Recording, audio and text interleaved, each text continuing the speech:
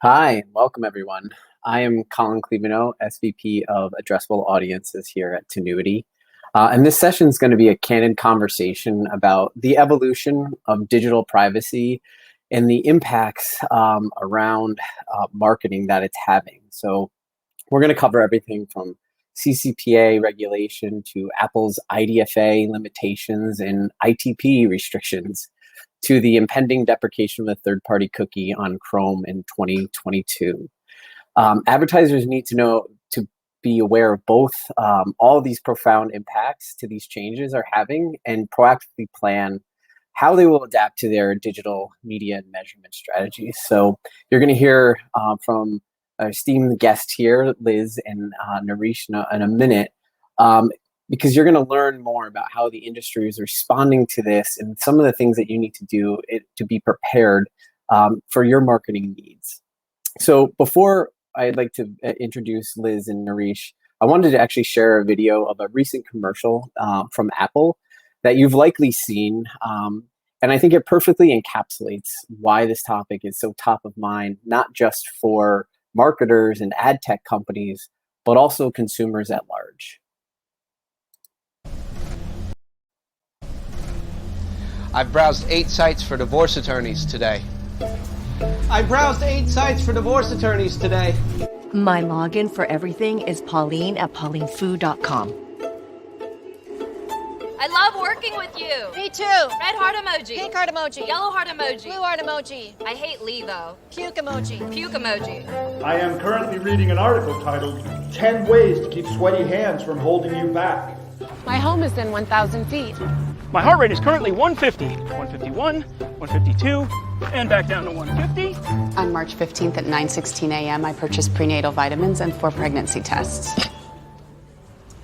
The number on my credit card is 0237 1221 0725 0211.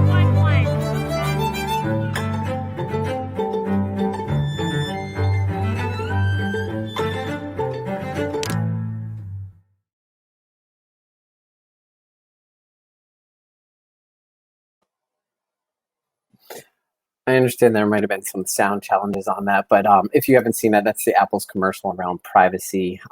And I think it's really important in terms of what Apple is bringing to the forefront to consumers right now is how important digital privacy is and how there's a lot of attempts to steal your identities and what have you and what's being shared and tracked from your browsing behaviors within apps and web browsers. So I think it's really just a poignant type of ad where it's now moved from just what's going on in the industry to bringing it to consumers' attention and awareness around this particular important topic. So with that, I would like to introduce you to, like I said, Liz Emery. Liz, you want to say hi and introduce yourself? Oh, perfect. Hi, guys. I'm Liz Emery. I am the Senior Director of Mobile App Strategy at Tenuity.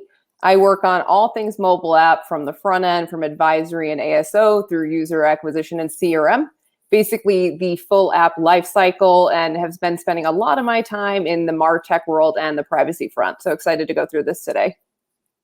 Thanks, Liz. And we also have Nareesh Parsad, if you want to pop in and introduce yourself as well. Hey guys, I'm Nareesh. I lead Tenuity's MarTech practice, helping customers better understand their technology, expand what they're doing with data, and really use their software the right way so we can make marketing happen. Thanks, Colin. Great. Excited to dig into this topic, but Nareesh, I'm sure our guests right now are wondering why is this timeline up here? So if you want to take it away in terms of what are we looking at here? Yeah, so that video that we tried sharing, I know you couldn't hear the audio, I couldn't hear it, but Apple isn't the only one trying to reshape privacy. We've got Google and regulators across the globe changing how data works. And it's changing how we collect data, what we can do with it. And it's a really important conversation, not just now. We've been having this conversation for the last 20 years.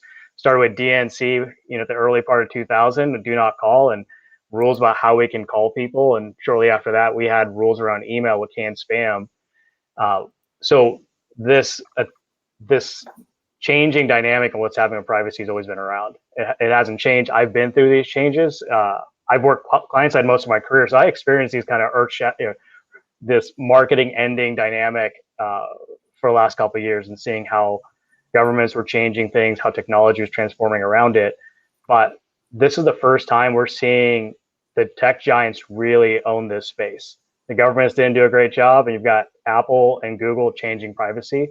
Liz and I talk about this all the time, and it's interesting what's happening in mobile space, Liz, and what we're seeing on the browser side. That's what this timeline shows. Yeah, and I think a lot of people look at like the current world state and they're like, oh my gosh, this is super scary. Whereas we look at it as like an opportunity, right? As marketers, we have to be nimble and we're always adapting. And I always like to say, like, this is not the first privacy change that's happened, all of these things, and they're not going to be the last ones, right? And I think the big thing that I get asked a lot of the time is who needs to pay attention to this? Like, who does this apply to? What does this mean for me? And I will stress this, everybody. Everybody needs to pay attention to all of these changes that are happening on the website, on the browser side, on the app world, brands, agencies, tech providers, measurement partners. This encompasses everything. If you look at this timeline, there's been the CCPA, which changes opt-in for data brokers. There's the IDFA, which is the world that I live in on a daily basis. ITP, cookieless, just in the last couple of months. It's like an alphabet of soup. I'm telling you. It'll all be in effect by the end of next year, which I think is the craziest part.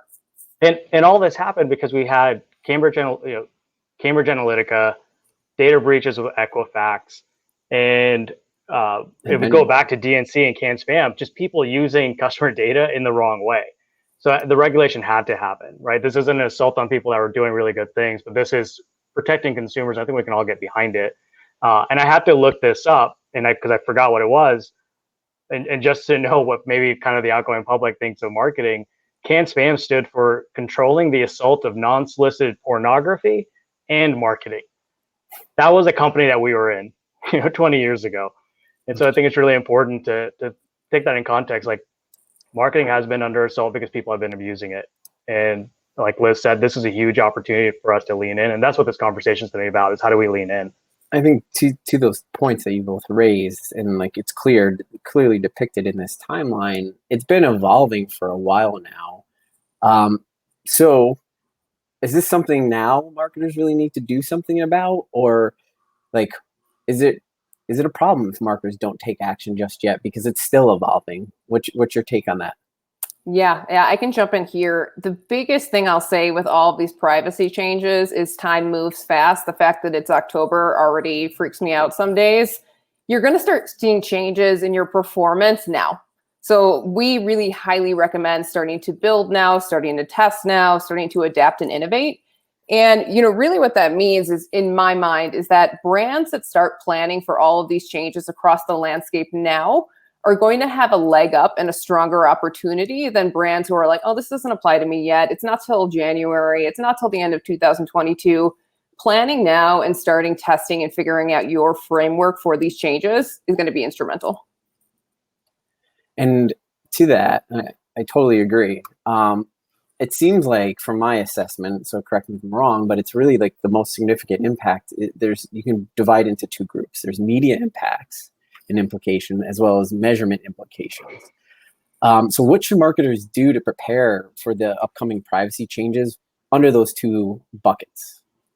Yeah, on the media front, there are really like a couple pillars that we've been talking to our clients about and really been thinking about. The first one is the idea consumers are omnichannel, right? They don't just sit in silos like, I'm only a social user, I'm not found anywhere else. Your plans should be holistic. Your plan should span platforms, and you should be collecting as much data as you can, which leads to my second pillar, that first-party data strategy is going to become a really important piece of marketing moving forward, in our opinion. The third piece there, and we'll go a little bit more into first-party data, but the third piece there is talking to your partners. So you guys should be talking to your agencies, to Facebook and Google, ensuring that you're set up for success, understanding based on the ways that you are bidding or optimizing or targeting how things are going to be impacted, because we do expect a lot of changes to targeting, frequency capping, the level of insight that you can see when it comes to general like user acquisition or retargeting efforts. And then I think the fourth one, this leads to kind of like what Nareesh is going to talk about with measurement, is there's going to be a shift. Right now, we sit in a very one-to-one deterministic landscape, right?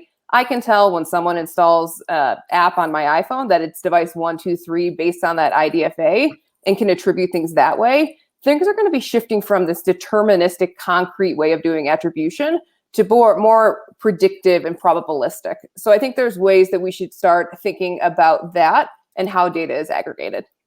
Right. And that second part, when that data collection goes away, we're going to talk more about first party, but I remember, when thinking about measurement, 10 years ago when I got started in marketing, there was only 100 something MarTech platforms out there. And I remember thinking it was insane that there was 100 different marketing platforms out there. And now today there's over 8,000. And we have so many places we're collecting data. I can see why it's hard to make sense out of it. I can also see why we onboard solutions. Every single time you're in a pitch meeting, it sounds like it's solving all of your problems every single time. And we're seeing customers onboard solutions that are collecting data. They're collecting new behavioral information. We didn't go from 100 to 8,000 without these solutions trying to get some new form of data that we didn't have before. But it's collecting them in silos. And I think it's really important before you get to measurement, take stock of what you have, what you're collecting, not just in marketing, but you're collecting data in survey systems that probably aren't going anywhere, in CRM systems and other customer management systems and billing systems, in areas that you're not really thinking of. And these things could inform how you talk to the customer. That's going to become so much more important when, as you're collecting first party data, to be able to identify that customer and speak to them based on what you know about them. And this fragmentation has to be addressed first before you can really do great measurement. And Liz, I know we're going to talk about different ways of doing measurement, but there's right now is the opportunity to do modeling and using data that you do know. Right, we're collecting great third-party data, and then measuring it. Pretend like you don't have that data. Pretend like you don't. Build a probabilistic models now and compare it to known data. And that takes, again, taking stock of what you have, finding opportunities to expand what you're doing in stacks, and then getting rid of stuff that you find out you're not even using. So yeah. I think it's going to be a big part of what you have to do. No, I definitely agree. I think that is an area that I think a lot of marketers struggle with, is because there's a lot of people on different departments within their org that collect data, and like maybe this hand doesn't talk to that hand type of situation. So it, like to your point, Nareesh, about taking stock, it's almost like internally doing an audit of like who's even collecting data and from what touch points. Then you kind of figure out what systems that they're in, and then you kind of map out like how do you blend them or make them connect and talk to one another or pass data across to one another. Yeah, I just recalling just from my client side days, doing an audit, discovering 7 different email platforms that were talking to a customer. Those systems weren't talking together, and guess what happened? Everybody had an idea that a customer needed to know something. We had 5 different systems sending the same customer the same message. So you're the reason why you had the canned spam. There you go. I am patient zero. Patient zero. I think it's interesting, right? Because I think the whole idea of personalization is going to shift, right? Like there's still going to be personalization, but it's going to be based on different factors and play in different parts of like the whole overall marketing, landscape, right? Like personalization on the front end, when it comes to like targeting and things like that, is going to shift. But personalization on the back end, when you think about CRM, leveraging your first party data, is really where that's going to come into play. And I think we're going to touch more on that throughout this session. But yeah, no, I was going to say, let's use that as a jumping off point, because personalization, there are numerous stats to say consumers expect more personalization. They're open to it, but they're also more concerned about sharing any sort of data. So we've used proxies such as IDFA, Apple's IDFA, and Google's GADs, all under the MAIDs, the mobile ad network, mobile ad IDs. But we've also, for a long, long time, I know, exactly, just acronyms everywhere. But for a long time, we've used third-party cookies, and it was never meant, like cookies were never intended to really do the heavy lifting that they were doing. But, as when it was just one device in your house, one browser, you could assume who you were speaking to. But then, as you know, the proliferation of devices, laptops, and mobile phones, tablets, etc., and multiple browsers on each one of those, the permutations of identifying who's who became a lot more difficult. So, you know, the personalization is important, but it's almost like, how are we going to do this? Like, we got to a point where there's too many proxies to even do it accurately, but there's a lot of concern in the marketplace of like, oh no, without cookies or without IDFAs, we can't do this. But truth be told, it was kind of broken. So what are some of these alternative solutions to third-party cookies and mobile ad IDs that you guys have seen that are coming up to help marketers with both media and measurement? So I love this question, Naresh, and I spend way too much time going down rabbit holes talking about all the different solutions. I think starting from the mobile app front with the IDFA becoming opt-in, there are a couple solutions being kicked around. One of the ones that tends to be rising to the top right now is basically Apple's SK Ad Network framework. And really what it is at the most simple, broken down level is that an advertiser registers their ads with Apple to be displayed to different users. From there, the advertiser then gets notified if they had a successful campaign or someone installed. And obviously the big crux here and the big difference from the current state now to where it's going to be in 2021 when this fully rolls out is right now we collect that IDFA or we collect that user info. With SK Ad Network, we're not going to get that. So we're going to have limited user information. But again, positive side, silver lining is we do get things like source ID, campaign ID, and what's called a conversion value as part of that. And a conversion value is going to play a key role in the mobile app space moving forward, in our opinion, in terms of grading the, I guess, intent or the high LTV of a potential user or a potential installer. So again, I think that ties back to my original point where we're shifting away from that one-to-one personalized, we know exactly who installed, to more of this, I want to say, guessing game. But it's all about aggregating the data you have from, you know, SK Ad Network, from other sources, to then put together the ideal profiles for you. And that's just the mobile appscape. And then I'll let Naresh touch a little bit on some of the things on the browser side and then combine with him. And so everything Liz says is happening on the browser side as well. Decisioning around what information to send back to ad tech providers and publishers is now going to happen in the browser. So you guys may have seen it kicked around. Project Sandbox is Google's kind of playground for figuring out these solutions, working with publishers and ad tech providers and agencies to figure out, hey, what is that next version of tracking? But it is going to strip away privacy. We're not going to be able to do business the way that we're doing it today. As far as the proposals are there, we've got, you know, between now and of next year to find a solution. And there are great companies working on it. It's not just Google dictating everything. They've allowed other companies come in. Criteo's got some good commentary and things that they're doing. Trade Desk does, LiveRamp. Everyone's coming up with solutions, but the mandate's there, right? It's privacy. Liz and I think we're going to mention transparency and privacy the whole way through. If the solutions are transparent and you can collect data, that's not going away. If customers, you just have to create the experiences that are meaningful, and you'll get that on the back end, but you just might not know where they came from the way that you do today. And that's the thing that's going to change. So from what I take away here is we got SK Ad Network is Apple's kind of solution. Right.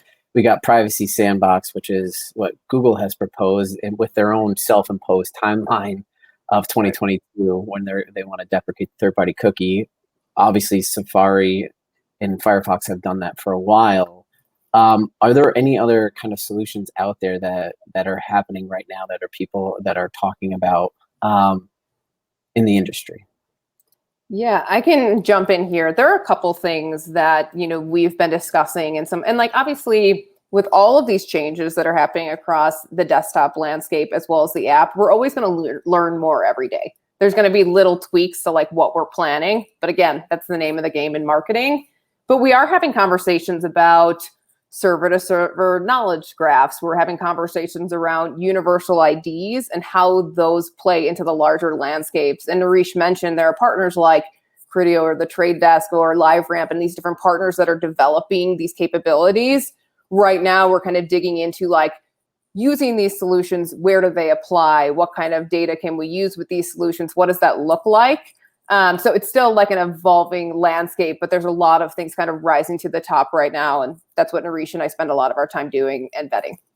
Yeah. And I do want to add, because it gets really exciting when you hear about solutions, but there's this epic game of whack-a-mole happening with Apple really leading the charge. And we didn't mention it too much, but ITP, Internet Tracking Prevention from Apple, the last 3 years, they've had about 8 updates to Safari.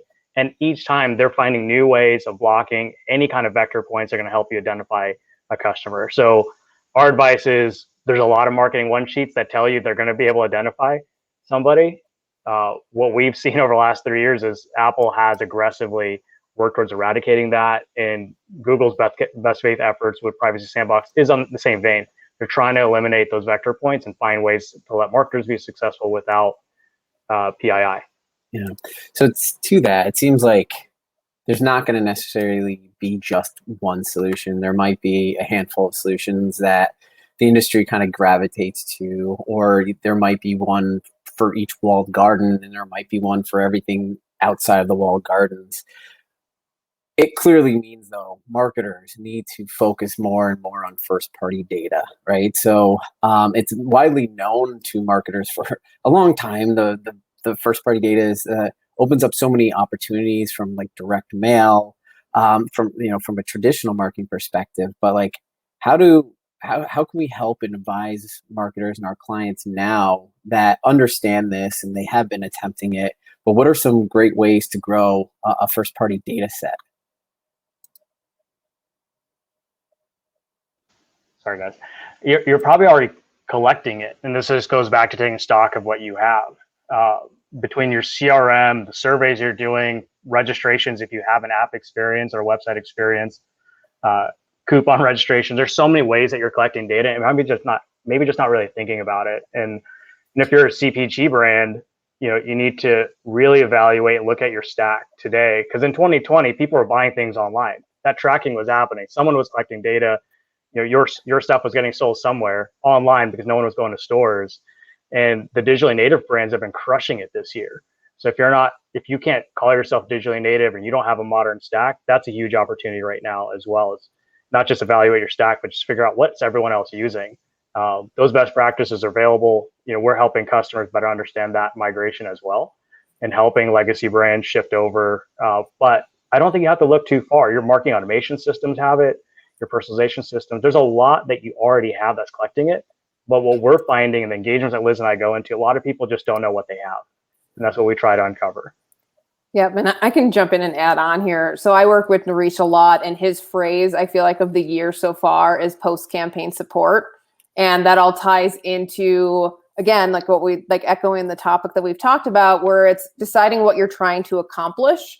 What does your tech stack look like, and what do you need? And that's evaluating like your third-party dependencies with all of the legal changes coming down. What teams are using what? And I think Colin touched on that earlier, that there's all these different divisions that are collecting data in different ways, pulling that all together and kind of unifying that. And again, the tech stack, you're going to hear us say that a lot. The tech stack's really important, and it's not going after new tools, but it's evaluating what you have, deciding what you need, and retinkering with that with the changes. And adding to that, marketing is a relay race. So when social does something, that person goes somewhere else, and there should be some kind of a handoff, and that's integration, right? And thinking about what that looks like. And this is a relay race that never ends. You got to build all the feedback loops as well, all the way through, whether it's your app, your web experience, everything you're doing in advertising. You're going to build that holistic understanding. That's going to feed your knowledge graph. That if you don't know what a knowledge graph is, it's not just your CRM data, right? That's just your ledger data, but there's a ton of behavioral data that you're collecting. If you have a CDP, use it. Can't tell you how many times you walk into new customer and find out they have a CDP. Hey, what do you use it for? It's a point solution, and it hasn't been expanded beyond that. And those systems are incredibly powerful. Marketing automation system, same thing. And if you don't have a CDP, don't rush into it. Build out your marketing automation platform. What's a CDP? Customer data platform. Allows you to collect all your data and then activate across all your other MarTech. But it helps you make sense out of all the data that you have. Yeah, I think I don't want to be prescriptive on CDP yet either. I think it's a great solution, but I think you have an existing stack. You got to figure out how to use it first before you add to it. Yeah, so let's talk about that a little bit more. Like, what should, like for marketers, what should their CRM strategy and orchestration be? Like, I understand I need to do an audit and connect all the disparate places that I'm collecting this information, but how do you help orchestrate like an actual like strategy and approach to consolidating and then using it for planning and activation media? Yeah, I can jump in here from the media side. So with the changing times and privacy, we have developed a strong stance about CRM strategy and orchestration, and building out your backend or building out that strategy that focuses on how you monetize, leveraging the right channels and what your consumers value and want from you. And I think you're going to learn that through all of the first party data that you're collecting, looking at user behavior in the app experiences and your own experiences. So your web pages, your apps, and understanding your consumer. And I think I touched on this earlier, but here is where personalization is really going to come in, is everything on the CRM side, from push notifications, in-app messaging, email. This is where you're really going to touch on what your consumer wants, what the value is, what they're looking for, basically keeping them retained with all the changes on the front end that give us a little less visibility. It's leveraging all that first party data, understanding your consumer, and building it off of that. And I just want to layer in, those existing systems are more than just email. They're SMS. You probably have that capability, maybe not using it.